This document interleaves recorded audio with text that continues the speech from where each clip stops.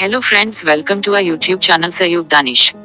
आज के इस वीडियो में हम जिस किरदार की बात करने जा रहे हैं और उसकी दर्द में हम ये वीडियो बना रहे हैं, उसने तो जाते जाते हमारे ही आंखों में आंसू छोड़कर माल के हकीकी से जा मिले। वो किरदार जिसकी हम आज इस वीडियो में बात करने जा रहे हैं वो है तारिक अजीज। तारिक अजीज पाकिस्तान के नामूर सदाकार, अदाकार और शायर थे। तारिक अजीज 28 अप्रैल 1936 को जलंधर में पैदा हुए, जो कि हिंदुस्तान का एक इलाका है। तारिक अजीज की जलंधर की आराई घराने से ताल्लुक है। उनके वालिद मियां अब्दुल अजीज पाकिस्तानी 1947 में पाकिस्तान माइग्रेशन की। आपके वालिद साहब पाकिस्तान बनने से 10 साल पहले से अपने नाम के साथ पाकिस्तानी लिखते थे। आपने अपना बचपन साहिवाल में गुजारा। तारिक अजीज ने इब्तिदाई तालीम साहिवाल से ही हासिल की।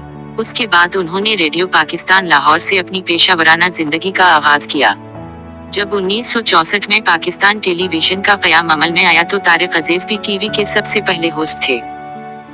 ताहम 1975 में शुरू किए जाने वाले उनके स्टेज शो नीलाम घर ने उनको शोहरत की बुलंदियों पर पहुंचा दिया।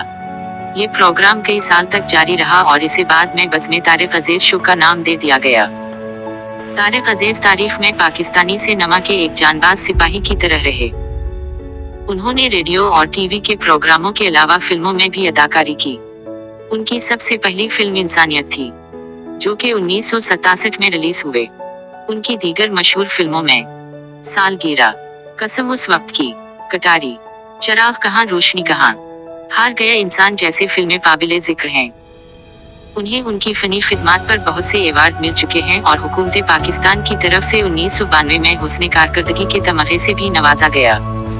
तारिक अजीज ने सियासत में भी हिस्सा लिया और 1997 में कौमी असम्बली के रुकन बने।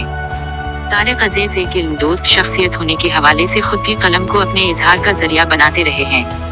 उनका मुतालिया बहुत वसी था। उनके कालमों का एक मजमुआ दास्तान के नाम से और पंजाबी शायरी का मजमुआ कलाम हमजाद दादुख शाया हो चुका है। उन्होंने न सिर्फ उर्दू बल्कि अपनी मादरी जुबान पंजाबी में भी शायरी की है, जिसे हम शायरी के सीरीज में किसी और वीडियो में पेश करेंगे। पीटीवी कराची के साबिक जीएम कासिम जलाली ने तारिक अजीज की बहसीत प्रोग्राम के होस्ट और फनी सलाहियतों का इन अल्फाज में इतराफ किया है। उन दिनों जबकि प्रोग्राम रिकॉर्ड करने की बजाय बराह रास्त चलाए जाते थे, तारिक अजीज को सख्त मेहनत करना पड़ती थी।